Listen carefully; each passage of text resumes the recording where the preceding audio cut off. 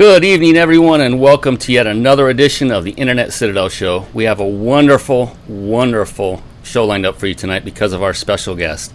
But before we go into introducing him, I'd like to first introduce you to my very good friend, my co-host and business partner, and co-creator of this show, by the way, with whom this show would not be possible without her, Kathy Stover. Kathy has a lot of experience and background, which is primarily why she is my business partner, also in addition to being my friend. But her experience is wide and vast. She's been an operations and sales manager for over 25 years with a Fortune 500 company. That alone is enough for me to convince me to bring her on and agree to mutually be business partners. Not that I brought her on, we mutually agreed to this. But she also has network marketing experience going back to the mid-'80s. Again, the keyword marketing on this. In addition to that, affiliate marketing going back to the early 90s marketing. And I always affectionately say that she is the queen of affiliate marketing because Kathy can sell like no other I've ever personally known. She's also a very highly successful social media coach and a budding speaker along with yours truly. We are soon going to be hitting the circuit. But on the note of social media, be sure to check her out on Facebook. Look up Kathy Stover. Hook up with her. If you need social media marketing of any kind, if you need a presence built, Kathy Stover can get it done for you, and she can get it done for you in a very short period of time. Also, she is a power seller for eBay. Very huge designation. She has a certificate. I don't know if it's still hanging on her wall or not. She cleans up. She's very tidy. It is. It's on her wall.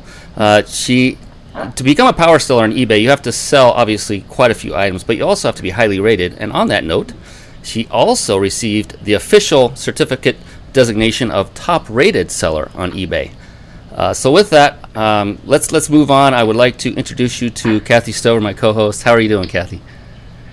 I'm doing wonderful. Brian, thank you as always. You just compliment me so very well. I really, really appreciate it. And I was kind of fumbling around here. I was taking notes. No, I wasn't taking notes. I'm excited about our guest tonight as well, Brian. But I want to tell everybody a little bit about you for those who may not know who you are, who are new to our show. Brian has been a software engineer for over 23 years. He actually co-owned a travel-based MLM for 6.5 years.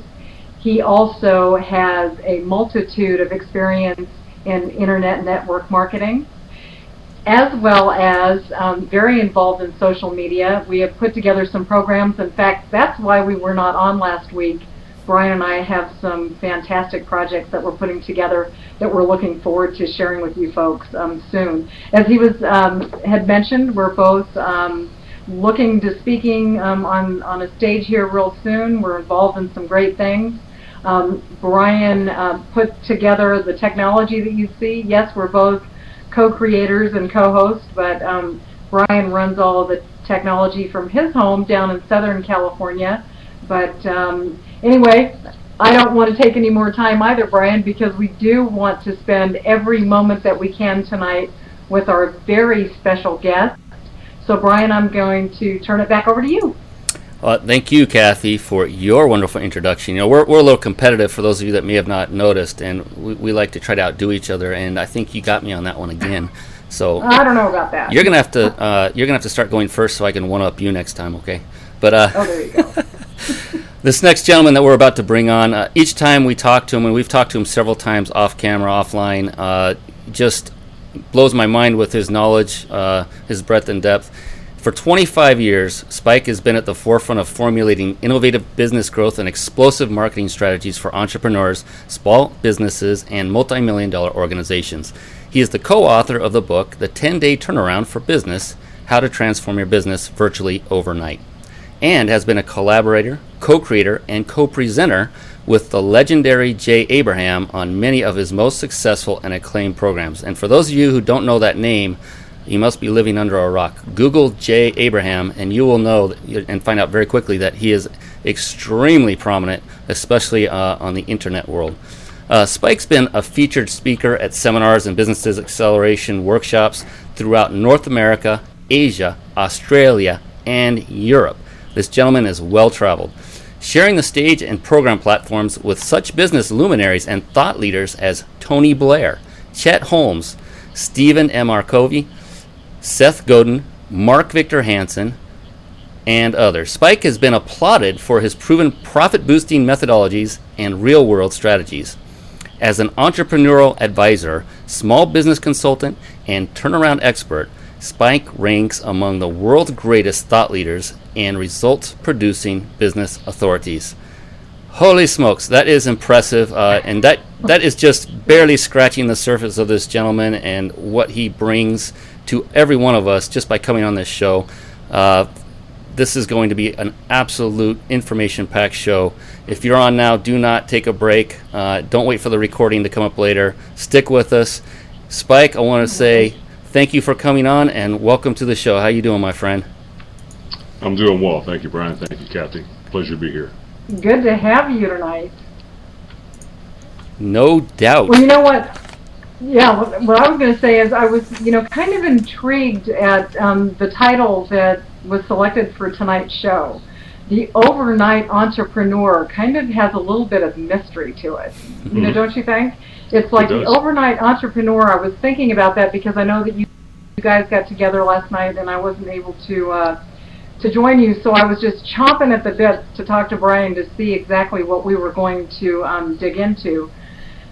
How would you classify, or what would you say exactly is an entrepreneur?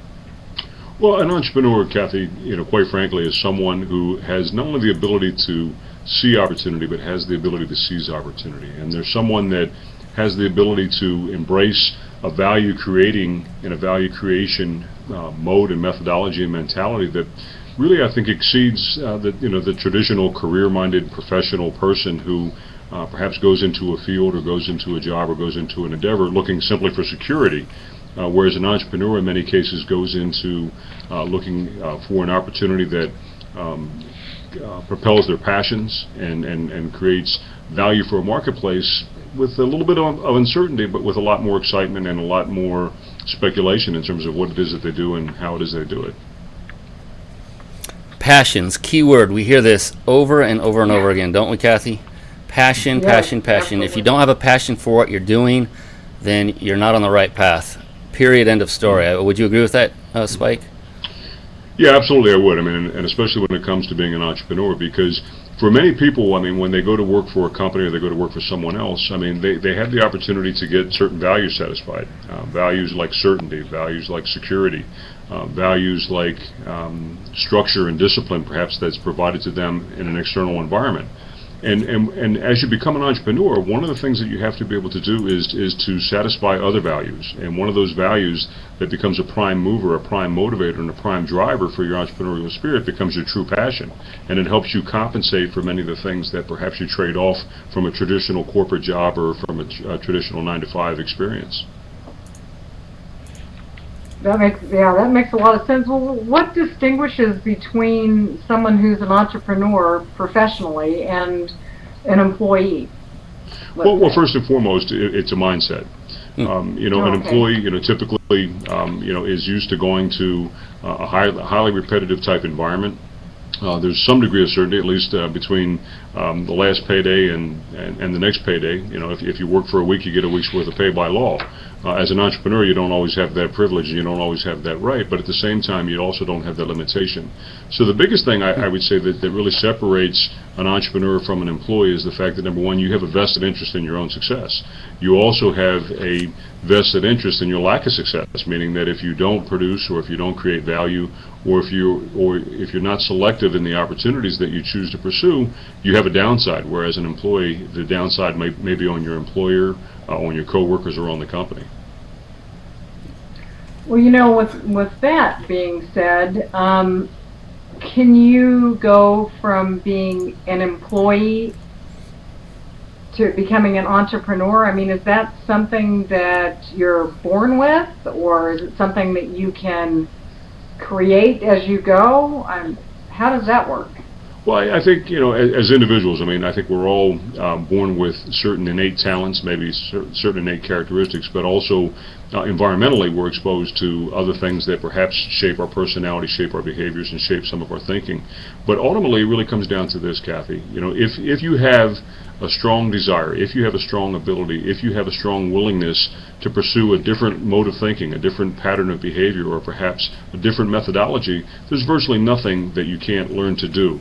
There's virtually nothing that you can't learn to be. And entrepreneurialism is really no different than that. It really comes down to embracing who you are as an individual, what your personal passions are, and how you can take that passion and how you can express it in such a way that it creates value for the marketplace, that people are not only going to see the value that you bring for yourself, but the value that you create for them. And I was so glad you asked that, Kathy, because that is a great, great question. I think that Kathy and I are perfect examples of the fact that you can actually come from an employee-based world into entrepreneurialism environment, and it does, and we can attribute to the fact it takes a shift in our mindset, and that was not necessarily easy for me personally, being very analytical, being a software guy all my career, as working through the corporate ranks, but thankfully, I was able to break that thought process for the most part. I do struggle with it now and then. I'm human. Kathy's also been in the corporate world, and we've all broken free of those binding shackles, if you will, in our minds. And it's very liberating just to know and to have that hope that there is something beyond the drudgery of the 9 to 5. Punching the clock, sitting in the cubicle, wherever you work.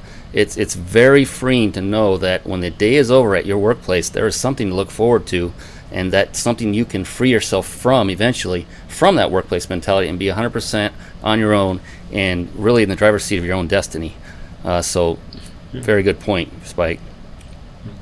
Yeah, I like to refer to it, Brian, as coloring outside the lines. I think as children, from the time we first learn art, we have boundaries and we have borders in which we all operate in. And sometimes those borders become not necessarily prisons, but they become hard and fixed or fast walls that we kind of box ourselves into, and moving into an entrepreneurial experience or an entrepreneurial mindset in many cases involves coloring outside the lines and perhaps exploring the areas beyond the boundaries that we were taught or perhaps we were shaped by early in our career. What a great! That's just a great quote. Coloring outside of the lines. Is that your original? Did you come up with that? Well, I just popped off the top of my head, so I'm not sure if it was original, but it was today. Wow, I love it. Well, mindset is something that, and Brian and I, we're entrepreneurial. We've been, involved in entrepreneurial programs and projects and things in different companies. And I think that mindset is something that we hear a lot more of now than we used to. Mm-hmm. And it's something that you have to constantly, I think, work through all the time. Do you feel like that's something, Spike, being entrepreneurial, that you just get a mindset going and it just stays that way? Or would you agree that it's something that you have to constantly strive for and towards for whatever it is that you're doing? Well, I think to be quite candid, Kathy, I think it's a combination of the two. I think first and foremost it starts with a foundation of self-accountability and self-responsibility, meaning that you're willing to take responsibility for your own results. You're willing to take accountability for your own success or your own lack of success. But at the same time, it means not blaming yourself or beating yourself up or looking at it as if you're a failure if you happen not to succeed right away. And I think that's the challenge that most people struggle with at times, because very often when you leave a structured environment as an employer, or you leave a structured environment as a particular profession, and you venture out into the unknown territory or the colors outside the lines, there's times where you're going to be doing something that's not been done before, certainly something that you've not done before, and the chances are things may not go according to plan. And if you have the ability to say, that's part of my growth, it's part of my learning experience, but it's also my accountability and my responsibility to take different actions, to engage different strategies, perhaps utilize different resources to get different results. If you're willing to do that, then it makes it much easier than just simply beating yourself up and blaming yourself for not having the level of success right away that you expect. And real quick, while we're on the show, I'd like to remind everybody, you see Spike just to the side of us over here on internetcitadel.com. be sure to click on his nose at your leisure. Click right on his nose on that picture, and that will take you to his Facebook page, which I just noticed, Spike. There was quite a, no pun intended, spike in your number of Facebook friends since the last time we had you on your show. By the way, Spike is a repeat guest on our show because of the knowledge he brings. It's obvious. But it looks like you might be maxed out on Facebook. Yeah. I actually have started a fan page, and I've also started a company page as well. Oh, fantastic! What is the fan page? You know what? I'm not sure the URL, but if you go to my personal page, you'll be able to see it, and I'll actually post it after the show. Definitely, very good. So basically, everyone after the show, go click on his nose up on the left here, right there. It has to be right on the nose, or it won't work. Okay. I'm just kidding. Anywhere on the image will work. But that'll take you to his Facebook page.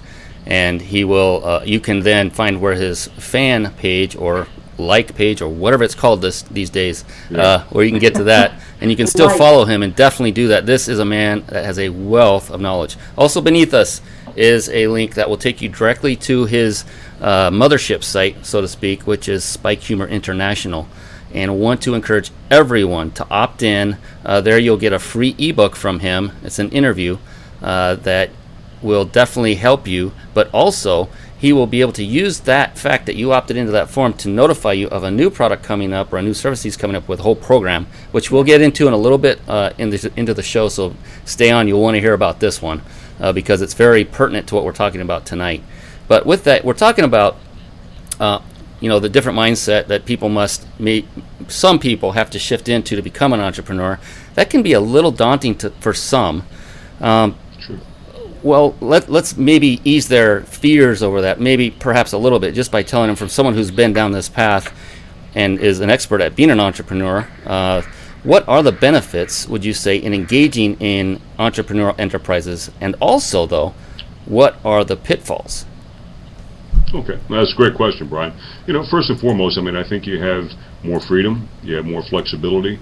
To some degree, you have more control over how you spend your time and where you apply your passions, which to me is a highly motivating factor. On top of that, you virtually have no ceiling to your financial earnings. You have virtually no ceiling in terms of the areas of contribution that you make to a marketplace, and you have really kind of ultimate freedom, not just in terms of how you spend your time, but who you spend your time with, which for me is one of the great assets of being an entrepreneur. Long ago, I've given up the task of working with people that are difficult to work with, or perhaps people that I don't see eye to eye with, or vice versa. And being an entrepreneur, you have a lot more freedom and a lot more flexibility, as opposed to being in a fixed cubicle where perhaps you have to work with coworkers that are not there by your choice, they're there by the choice of the company or by your boss. Now, in terms of the pitfalls, certainly, there's no certainty, there's no floor either.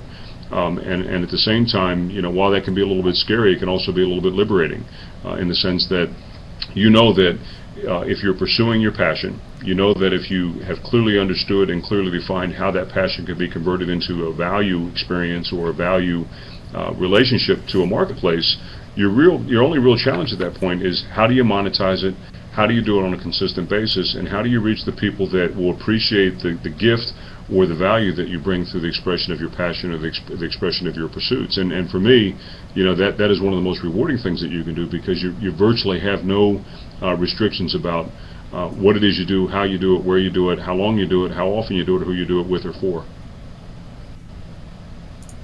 Yeah, that's I like when you were talking about the freedom that it allows. Because coming from the corporate world, and like Brian was saying, like you've mentioned, there are so many confines within that. Mm-hmm. And being able to be expressive and kind of put yourself out there and be expressive in what it is that you do, that you're passionate about, is really awesome. It's great. It takes a bit of adjusting and getting used to, I think, at first. Sure. But the other thing you had mentioned is that becoming an entrepreneur can be a learned skill, right? So would you agree that it's important to connect with the right people, maybe somebody to help mentor you, number one, and number two, with that in mind, where would you lead people or suggest if they are just coming into this entrepreneurial experience would be a good place for them to kind of search out or seek out? Well, the first thing that I would share with people is that, I mean, there's some great biographies and autobiographies of some tremendous entrepreneurs. Richard Branson and some other people are, I think, great examples of people who have branched out or have walked out onto the skinny branches, earlier in their career, and in some cases they did it by choice. In some cases they did it by default. But I think in many cases, some of the early mentors that you can have can be people that you encounter in books or you encounter in CDs or DVDs. The very first thing that I would do is that I would look around. I would look around my neighborhood. I would look around my social network. I would look around my colleagues, and I would say, number one, who is an entrepreneur? Number two, who has an entrepreneurial spirit? Because I think it really requires three things, and I think these things are essential. There are other things I think that are probably optional, but I think you need to have a model. I think you have to have a mindset. And I think you have to have a methodology, and the best way to learn those three things is through mentorship. Did you mean that to be the 3 M's, by the way? Just popped into my head, but fundamentally, those are the three things that I think that you need. And I think a mentor, is someone that actually 4, mentor 2. Yeah, but I think the mentor really, kind of serves as the frame around the painting, or the frame around the experience that helps guide you in terms of filling in the masterpiece. You were so eloquent in the way that you explain things. And I would say that if anybody is looking for somebody to find modeling, mentoring, methodology, that you would be an excellent individual for them to look up and follow. Oh, well, thank you, Kathy. I appreciate you saying that. No doubt, I concur. Absolutely. I'm writing notes so fast, I don't... This is tough to concentrate because, Spike, not only are you knowledgeable, but you're fast. And I love it. But we've already mentioned that you have a project called the 10-Day Turnaround, and you've also written a book on that subject. Wanted to also touch on something you've got coming up that's relatively new, actually brand new, if you don't mind if we go into that for just a little bit, and mention your new project coming up called Overnight Entrepreneur. What is that about, and how can that help folks that are watching tonight? Okay. Well, really, Brian, it's exactly about what we're talking about tonight, and that is, how do you make the shift from being perhaps someone who was trained professionally, or perhaps grew up in a corporation or in a small business or even a family business where you had the structure and the discipline and the organizational confines around you to kind of keep you focused, keep you on track, but also keeping you constrained. And how can you shift from that, both from a mindset standpoint, but from a methodology standpoint, and from a method standpoint, so that you can figure out, number one, what's driving you, what's important to you, where is your personal passion, your point of expression that you really want to take out to the world, where you create your unique value to the marketplace, and then how can you take that passion and turn it into a profit by creating value for other people. So that sounds like a pretty comprehensive program, and I don't want you to give away the farm about what it's going to be structured as, and perhaps you haven't ironed out all those details yet, but do you have anything in mind? Is it going to be, say, a coaching program, a monthly recurring thing, or how is that going to work? Yeah, it's actually a monthly mentoring program that we have, and there are a couple of calls that we have for small groups. And what we do is, at the end of a period of time, it's about 6 months of telephone mentoring, and there's also some materials and content that goes with it. And at the end of 6 months, what we do is that we bring everyone together, not only to celebrate, perhaps their liberation into entrepreneurialism, but also to really kind of gather people together so that they can expand their resource network, and that they can strategically network with other people that can help them in their entrepreneurial journey. Yeah, and perhaps hook up with someone who becomes a lifelong mentor as well, which, as you said, is very, very important. Yeah, that's nice. And we've gotten, Kathy and I have received... It's always nice to have those kind of connections. Yes, yeah, I was just going to say, we've received mentorship from several individuals that have really helped us focus in what we think is the right path. We were heading down a good path, but it wasn't the best path, and I think that, being mentored by someone who's been there, done that, so to speak, it speaks volumes. I mean, you listen to those who are successful, and the odds of you succeeding increase. If you say, I can do better than that person, if ego gets in the way, forget it. Don't even worry about mentorship. Get a mentor and bounce ideas back and forth. You could help that mentor too, because not all of us have the same talents in all areas. So we all have gifts. Exactly. Yeah. No, and I think it's a great point, Kathy and Brian. I mean, I have people to this day that are mentors of mine, because I don't I'm not foolish enough, and hopefully I'm not egotistical enough to think that that I'm wonderful at everything, and I'm the best that I can be at everything. And I think there are people that I learn from and are guided by, but most importantly are accountable to. Because I think one of the challenges that many people face when they move from a corporate structure, they move from a 9-to-5 structure, or any type of a job, into being an entrepreneur, is that it's very easy to get distracted. It's very easy to get diverted. It's very easy to lose some of the discipline, that's artificially imposed upon you in a corporation. And I think by having a mentor who you're accountable to, or having a group of people that you're accountable to, makes it not only easier to stay on track, it makes it much easier for you to get the results that you want. And that, man, I am so, gosh, you are just like on the spot all the time. It shouldn't surprise me, but actually in that regard and many others, Kathy is my mentor, because we definitely, remember Kathy, we were going down those strange paths all over the place, left, right, sideways, downward. Oh yeah. We have this roadmap, and we're going, here's the beginning, here's the end, and usually you go in a straight line, but we were getting there, but all over the place. Yeah. And a lot of detours. we would play off each other and use each other as our own accountability measuring sticks, as well as outside mentorship as well. But that's one thing I highly recommend for folks, is if they have somebody they can deeply trust in anything and everything, as I do Kathy. That's a good thing to do, is partner up with them. You don't have to be a lifelong partner in one company with one project. If you want to just do one project with them and do other things separately, you can do that. But I highly recommend that, because I don't know how this show, number one, would even go on without all of the knowledge and the efforts that Kathy puts in, but everything else that goes into it, the marketing, the sales, as she has so many talents that help bring this show together every week. Couldn't do it without her. There's no way. I wouldn't want to. It's too much work. Somehow I'm getting the feeling he's buttering me up to make sure I'm going to be here next week. What do you think? You know what, it might be, but you know what, I know he's sincere about it, because I've seen the two of you interact together. Yeah, but you know what, and that's what's really nice about having a great partnership, because you can pull things off and work together, and it makes a difference. And something that I wanted to interject, and I know that Brian has experienced this, and I'm sure you have as well, Spike, when you first get into an entrepreneurial lifestyle, if you will. Something that I found going from the corporate world into working from home and just being involved in an entrepreneurial business, it's almost like everybody knows you're out there, and you become an email magnet. So it's like everything that's going to be passing whatever way ends up in my inbox.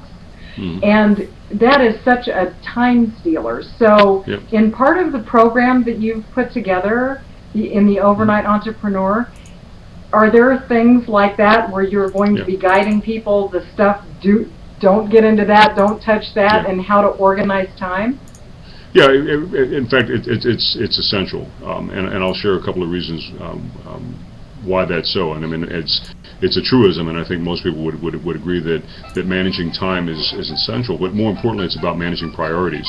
And one of the ways that you manage priorities is that you know what you say yes to, and you know what you say no to. Most people have a to-do list, but not everybody has a to-don't list. And one of the things that I think is vital, especially when you're moving into entrepreneurialism, is that there are so many things that need to be done, and there's only so much time that you have in the course of a day. You have to decide what things you're best at, what things that you can do are going to have the biggest impact on your business, on your life, on your career, and on your new path, but also what things are the detractors and time wasters and distractions that you encounter and that you face. And in some cases, it really does mean that you have certain times of the day where you select emails. You have perhaps two separate email accounts. One for your personal activities and one for your business activities. And at different times of the day, you may check one versus checking the other, so that you can take away some of that clutter. Because if I would see one thing that when people move forward in becoming an entrepreneur that slows them down the most, it's the inability to focus on the highest and best use and the things that are really the primary drivers of their success. And anything that gets in the way of that has to be managed, has to be delegated, has to be eliminated, or at the very least somewhat reduced. And I would say that time stealer, social media can be a time stealer for folks as well. So it's really nice that you're going to be offering a service, part of the service, that's going to help people manage that and actually tackle the things that are going to put money to the bottom line instead of watching their precious time fly out the window. Well, I'll share a quick experience, and this goes back years ago when I was doing sales training for organizations, and there were a lot of salespeople that were very, very busy, and they were very, very active, but they weren't very productive and they weren't very successful. And one of the things that I found is that they would spend a lot of time getting ready. They would spend a lot of time preparing the phone book. They would spend a lot of time preparing their pencils and their pad and the numbers that they were going to call, and they were preparing their desk, and they were getting their coffee lined up just right, and all those things that were busy activities, but they weren't productive activities. And being able to separate what is essential versus what is non-essential, what is important versus what is unimportant, what is productive and profitable versus what is just simply activities and actions, and being able to focus more time on the productive activities and the profitable activities, in many cases, is the difference between being successful as an entrepreneur or starving as an entrepreneur. I think that employee works for me. Yeah, that resonates big time, and it does take time for those watching. This is not going to be a one-day wake up and you're gonna get it, and you're gonna know how to manage your time perfectly if you've come from a corporate world. There is a transition period. It's an ongoing learning process, as Kathy alluded to earlier, and Spike confirmed. For some, it's a combination of ongoing learning, but it's definitely something to work on that will free up your time so you can move forward. Just like Spike said, that fit me to a T, even down to situating my coffee just right, I think you said. I did all that stuff. I was preparing to prepare. We call it paralysis by analysis. There are lots of things that go by that. But definite guilty party right here of doing that, and continually, even today, refining and getting better at that. I know Kathy and I both struggle with this because we're always nipping at each other's heels about it. Get off Facebook and stop reading your email, and it's funny. But guilty is the next person. But you do have to do some email checking. You do have to get on social media, especially these days. But yeah, within moderation and maybe in a more structured manner, we can get more productivity. So you're resonating really well with what we're going through, even ourselves right now. Well, if I could make just two additional points, Sure. Kathy and Brian. One is, many of those activities, checking email and social media, they're vital to your success. I don't think any business or any entrepreneur can be successful without engaging or utilizing, those tools on a regular basis. The question really comes down to that when you start down that path, when you start reading emails or you start engaging in social media, is to ask yourself this question: for what purpose? For what purpose am I doing this? Am I doing it as a way to distract myself or to put off something that I don't want to do? Or am I doing it as part of a strategic initiative or as part of a tactical action that I'm engaging in to advance my business and advance my career? I would also just make one other point, and that is, many people who embrace the entrepreneurial spirit, and many people that I work with to embrace the entrepreneurial mindset, believe it or not, are still in positions and still in jobs, and they still work for other companies. Because what's happening with many, many companies is that they're asking people to become more entrepreneurial. They're asking people to become more accountable for their own success. They're asking people to be more resourceful and more creative and more decisive in their own actions and their own activities inside a business. So for me, it's wonderful being a full-blown entrepreneur and having the opportunity to work for myself and for others in the way that I choose. But at the same time, for many people who are still in a corporation or still working for a company, having that entrepreneurial mindset becomes a great asset. Excellent point. Excellent point. Because, very few percentage-wise of folks will become an entrepreneur. And for those that don't, if they stay in the corporate world and have that entrepreneurial spirit, that's better for business in general, corporate and the economy. Wow, I never thought about that one.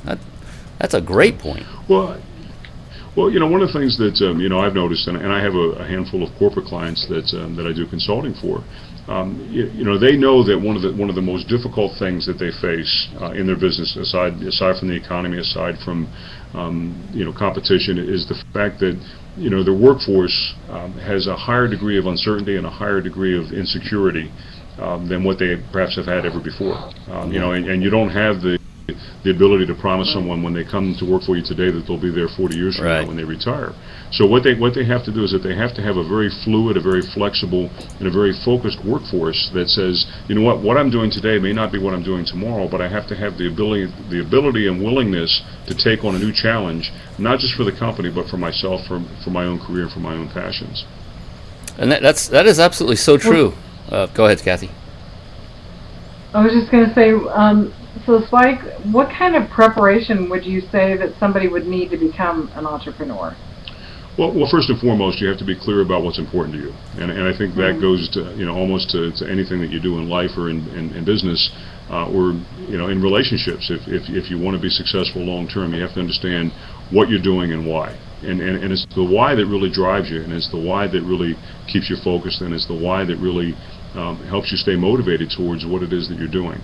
It's also the thing that allows you to say no to certain things, because if you have a very clear understanding of what's important to you and why it's important to you, it's very easy to say no to the things that take you off course. The second thing is that you have to have the ability to translate intention into results. I think a lot of people have great intentions, and a lot of people have great desire. But at the end of the day, if you're not turning it into results, and particularly profitable results, you're not going to be successful in the long term as an entrepreneur. But I guess finally what I would say is that you have to have the ability to understand that no matter how important something may be to you, if you want to turn it into a transaction, you have to be able to develop a relationship. And the only way you can develop a relationship with someone on a business basis is if you can deliver value to them. So understanding how you translate your passion and your action and your results, not just into something that's meaningful to you, but also something that's meaningful and valuable to a group of people. That's really where the transaction takes place. But that transaction doesn't take place until a relationship has started, and it comes from being able to communicate value to people in ways that are important to them. Yeah, and just to clarify on that, value, to deliver value to them, you're not necessarily talking about via a product that you're selling them, right? You're talking about giving them something of your own talents that is of value to them, for them. Yeah.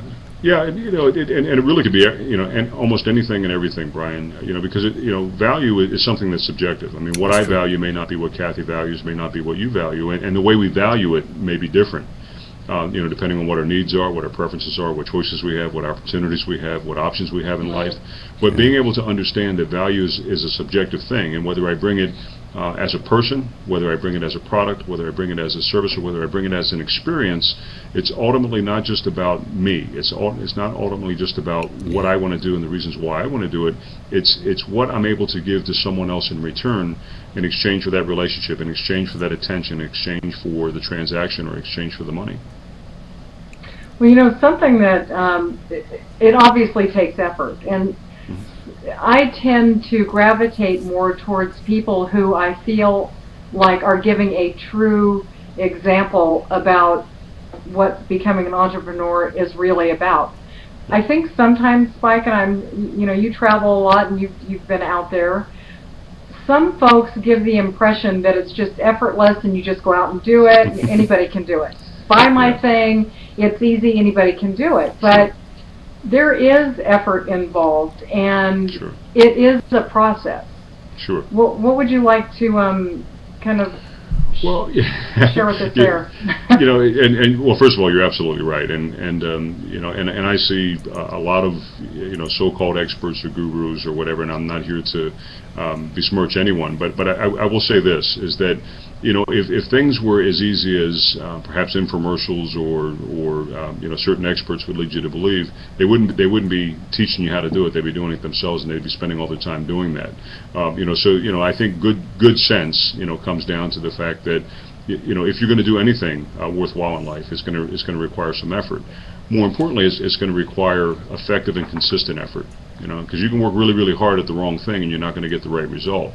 But and again, I think that's where the methodology and the mindset and the models and the mentorship come in. That you can save a lot of time, you can save a lot of energy, and you can avoid a lot of mistakes if you have the right systems in place.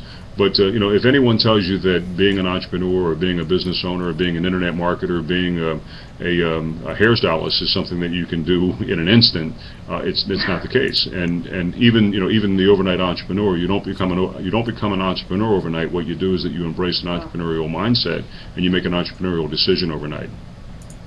I just have to say this.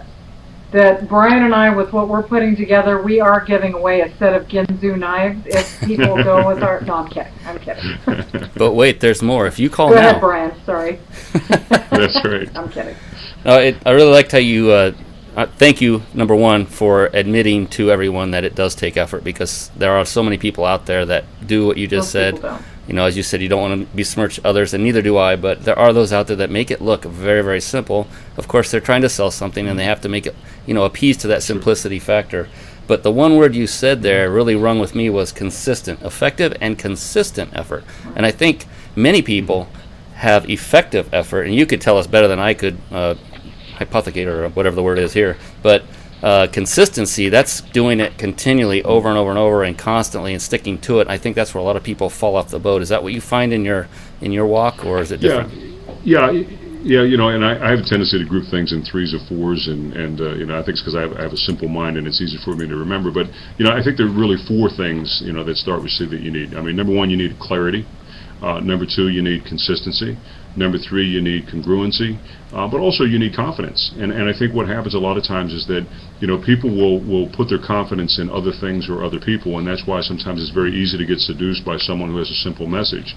But if you don't have the clarity in terms of what it is that you want to do, if you don't have the confidence to move forward, if you don't have the congruency that it's congruent with your values, but if you don't have the consistency, chances of you being successful long-term at anything, go way down. I mean, you look at a basketball player, you look at a football player, you look at a highly skilled teacher or professional or anyone who's achieved a level of success in any endeavor. Natural talent will only take you so far. Natural intelligence will only take you so far. And without consistent action, your ability to be successful long-term is almost nil. Okay, I got to say real quick, Kathy, before you move on, is one thing you do not have, Spike, is a simple mind. You are a brilliant man, my friend. So don't play yourself down, because you are incredible. Just listening to you tonight, talking to you over the phone, wow, you just never cease to amaze me. And I'm not just saying that because you're on our show and because you're our newfound friend and any of that. It's true. You are a man of integrity. And on that note, I do want everybody to be sure to go to his website, opt in, get the free ebook, click on the link below, get that free ebook, but more importantly, you are going to be on his opt-in list so he can announce to you when his new program, Overnight Entrepreneur, launches. You will want to be in the beginning of that line, in the very front, because this man has a wealth of information. We want to. And being that it's a monthly call-in type program, I'm sure I shouldn't say that, but I would guess there are going to be limitations to the number of people that he allows in, because there are so many people you can cater to at once. So you'll want to be in the front of the line, so definitely get opted into his list so he can announce to you, and you'll be one of the first to find out and jump on it. All I can say is you need to be part of anything Spike's involved with. You need to be a part of it. Okay, Kathy, go ahead. I don't know. I forgot what I was going to say. No, I'm kidding. What I was going to say was, how do you know when you have become an entrepreneur, when you're like there? Does somebody give you a cap and gown and you're like done with it, or what happens? Are you like a butterfly, like in a cocoon, and you just what happens? I wish it was so evident. For me, I can tell you the moment that occurred for me, and that was when I really knew that going to work for someone else and applying my time and my talent, my energies and my passions in a framework that was dictated by them was no longer acceptable to me. At that moment, I became an entrepreneur. I think for some people, it's more passion driven. They find something that is so compelling and something that's so propelling for them that they can no longer stay doing the things that they've done in the past. But I don't know that there's a certificate, or I don't know that there's a medal that you wear. But I think at some point in time you will either internally or intrinsically recognize that that what you were before is no longer acceptable or no longer desirable to you. Or externally, people will start to look at you and treat you differently by bringing you opportunities, bringing you avenues, and perhaps maybe bringing you questions that perhaps they're asking for your advice, or they're asking you to evaluate that they wouldn't have done had you been working for someone else, or had you been working for a job. I'll give you an example. I mean, and Kathy, you brought up the point that sometimes when you first move into this, you have a lot of people that are asking you questions. It used to be when I went to dinner parties, or I had parties at my house, we spent most of the time talking about sports, kids, and complaining about spouses.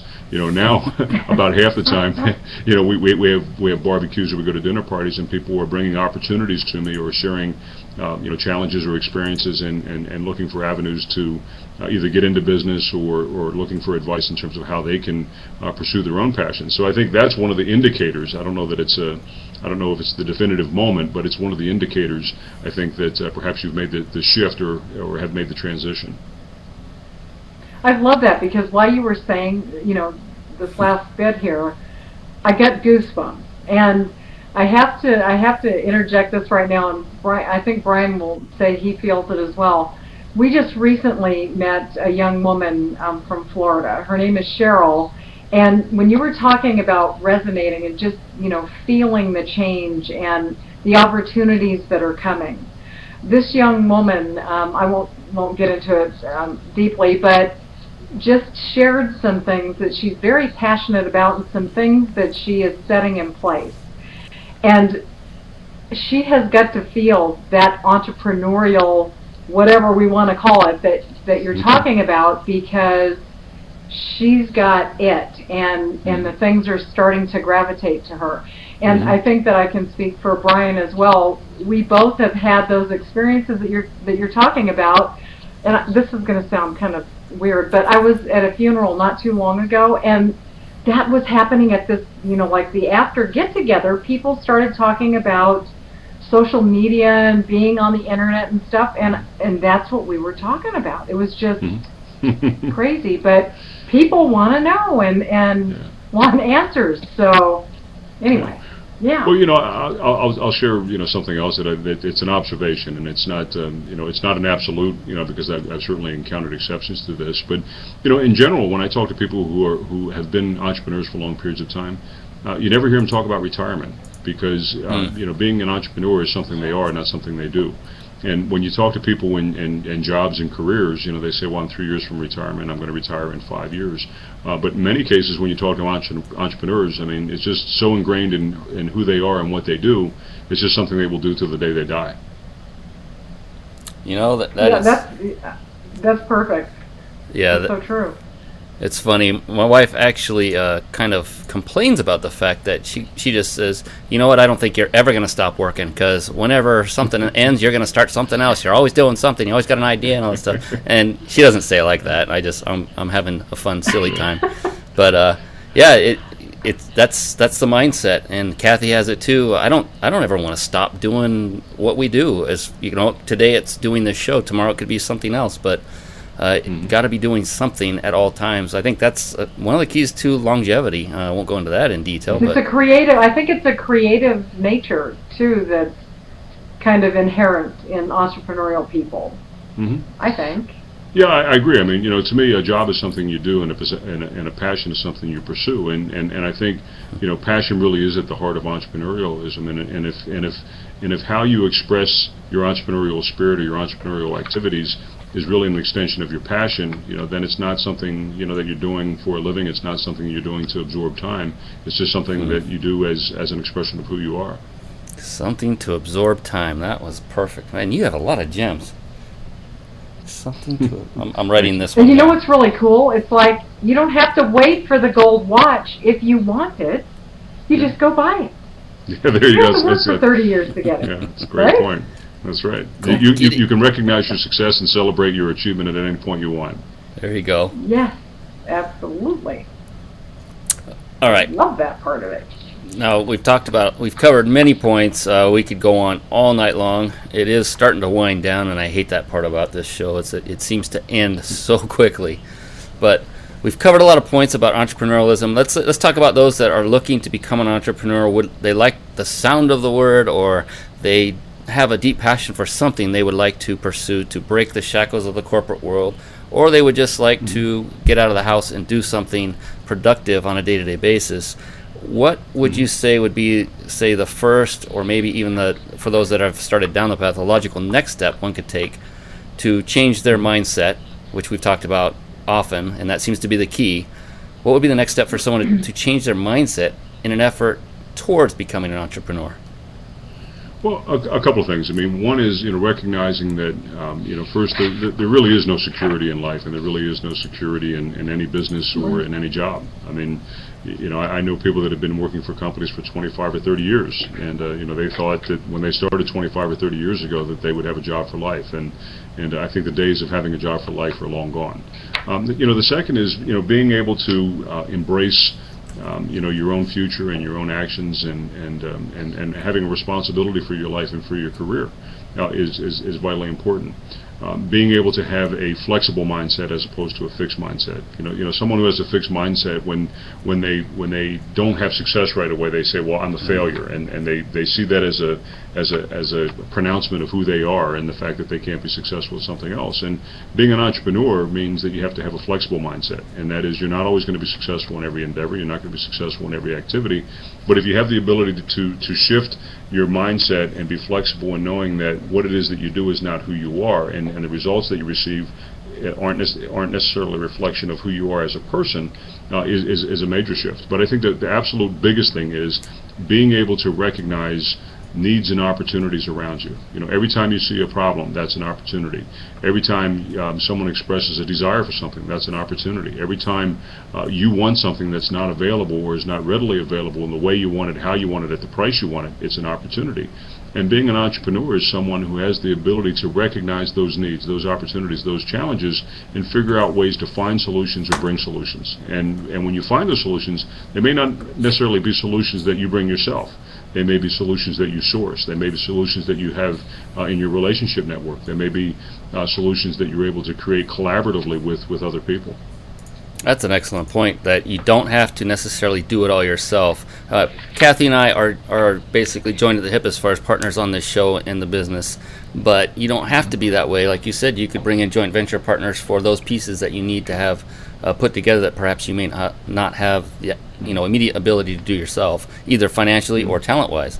And you could bring in the pieces and mix and match. I know people, and Kathy, we both know people who bring in help from out of the country to help with their needs. Maybe they need later support hours that normal people in the United States aren't awake to answer those support calls. Lots of different things, but that was a very good point. I'm glad you said that, because that way people don't feel this overburdening weight on their shoulders saying, "My gosh, I have this great idea, but now look at all the stuff I have to do to make it come to fruition." Sure. It's just like eating an elephant. You have to do it one bite at a time, and that's putting different pieces together to make it come together.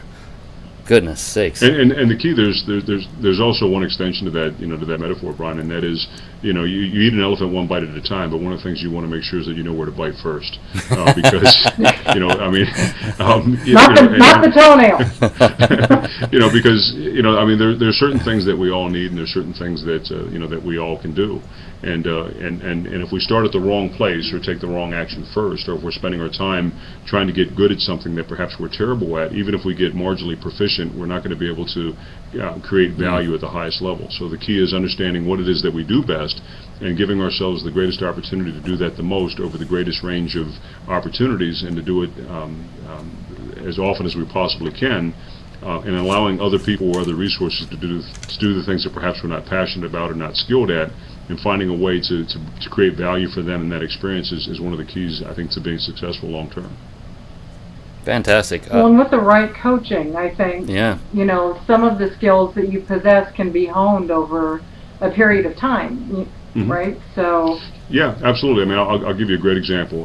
One of my friends and colleagues is an extremely successful author. He's authored, I think, 16 books, but he will tell you that he can't write a paragraph. Now, when people say he's an author but he can't write, how can that be? Well, he understands how to structure a book. He understands how to take a concept and frame it up. He understands the publishing business. He understands how to take a message and make it approachable. But yet he's not a typist. He's not someone who is extremely skilled in grammar. So he will engage people who will interview him and take those transcripts and turn them into a very well written, very well structured, very well received book.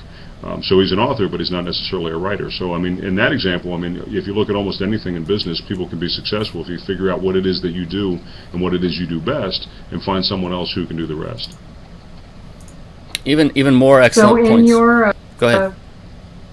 I'm sorry. Go ahead. I was just going to ask that in the overnight entrepreneur that you're offering, Is that something that you're going to align and help folks with, to be able to do that, to hone their talents and their skills?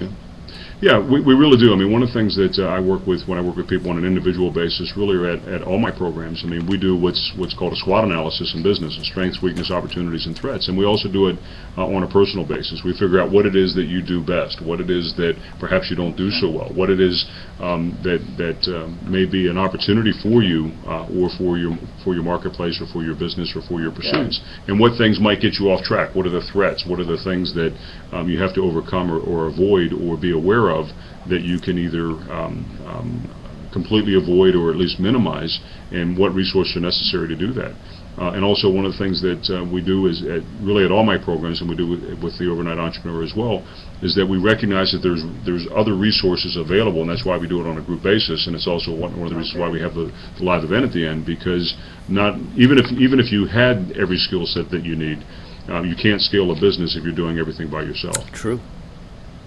Very true. Yeah, very true. Well, if I don't know if you've nailed this down, do you have an approximate either month or date when you look to launch this new endeavor? Yeah, it'll either be the last week of October, or I'm sorry, the last week of September, or the first week of October when we actually start making the offering for the program. Yeah, not far away. Well, we'll definitely want to be in tune with that, and let us know so we can do some marketing of our own right to help you out on social media outlets and things like that. Because absolutely, I appreciate that. Love to see quality content of any kind get disseminated amongst the masses, and you're just one of those people that Kathy and I talk about all the time, that when it comes to integrity, Spike, you're up here with us. You're one of the few that we are so fortunate to have met. And for those watching, when you meet somebody like Spike, if you get an opportunity to meet somebody of his caliber, hold on for dear life, because he's probably got finger marks on his ankles from us holding on so tight. He's trying to walk away, but we're not going to let go, Spike. You made friends for life, so you better be ready for that. But I appreciate that. And I feel the same way about the both of you. That's what. Thank you very much. And go ahead. Go ahead. I'm done. No, go ahead. No, go ahead. Ladies first. I got to take another drink. Oh, all right. I just wanted to say, you want to align yourself with people like Spike. Not just Spike himself. You definitely want to do that, but people like him. And Kathy and I have been going down this road, this path that has fine-tuned who we become associated with. As Spike was talking about, you get to choose who you wish to associate with when you become an entrepreneur more and more, and you decide and you start filtering out and say, well, we don't really resonate together, so I'd rather steer toward this person, and then that one will look like a good one, and then, well, there's some little things about it, and then this one comes in, and you're like, wow, I like this one we're sticking with. And you start getting those gems, and you hang on to their ankles, and you stay in touch, and you will not only learn a lot from them, but also, like he said, provide value to them as well, as much as you can. Give them something in return or even up front, and make it a mutually beneficial relationship. Like he said, relationship. So in order to establish a relationship, you must get to know that person. It's not just, hey, how you doing on Facebook, and I'm a friend of Spike's because it says on Facebook I'm his friend. No, that doesn't mean a relationship. So definitely attend all the events you possibly can. And Spike, when you come back down to the Los Angeles area or even up north there in Northern California, we definitely want to hook up with you and help out where we can during your event. Yeah, thank you. I look forward to it, and it'll be great fun and a great pleasure to work with both of you. Oh. Well, and you guys are not going to believe this. We have already been through an entire hour. It flies by every week. But tonight has been absolutely spectacular. Spike, you have given us so much great information. I saw Brian taking a lot of notes. Mm-hmm. I was taking notes. I hope that the folks that were watching with us will. And for those that will be watching the recorded version, I hope that they're just writing like crazy when they start. Really looking forward to your Overnight Entrepreneur. That sounds like it's going to be coming pretty quick, so that's exciting, so we can be looking out for that.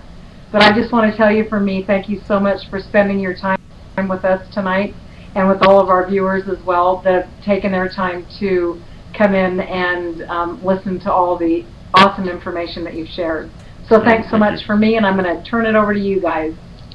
Yeah, thanks, Spike. I want to echo exactly what Kathy said. Like I said earlier, you're a true man of integrity. We love being associated with you, being your friend, and we hope to take this long into the future, not just business-wise. I mean, if we get together, we can hook up, have a barbecue together, get our families together, what have you. You're that kind of guy to Kathy and us, and it's just these relationships don't come along very often. So again, for those folks out there, when you hook up with somebody that you resonate with, like we do with Spike, grab on those ankles and don't let go. But Spike, thanks once again so much. We know that you have a very busy schedule. You're all over the world, literally. In fact, you're heading out very soon, I understand, on another speaking engagement. Thank you once again for spending the time and providing this incredible value to all of our viewers. Really appreciate it. Yeah, well, thank you both. I appreciate the opportunity. All right. And with that, we want to respect everyone's time. We are just past the 7 o'clock hour. With that, we are going to bid adieu, and we will see you on the next show coming up soon. Check your email. If you don't get notifications right now, and you're on the internet, citadel.com or celebritycreators.com, which is coming up soon. We are changing our name and moving to a new site. Secret, don't tell anybody. But there's a link above us. It says register. Click on that, opt in, and you will be notified when the next show is going to air and who will be on it, etc., etc. From this day forward, you will get those notifications. But with that, I'd like to say good night to everyone, and we'll see you on the next show, Internet Citadel. Good night, everyone. Good night.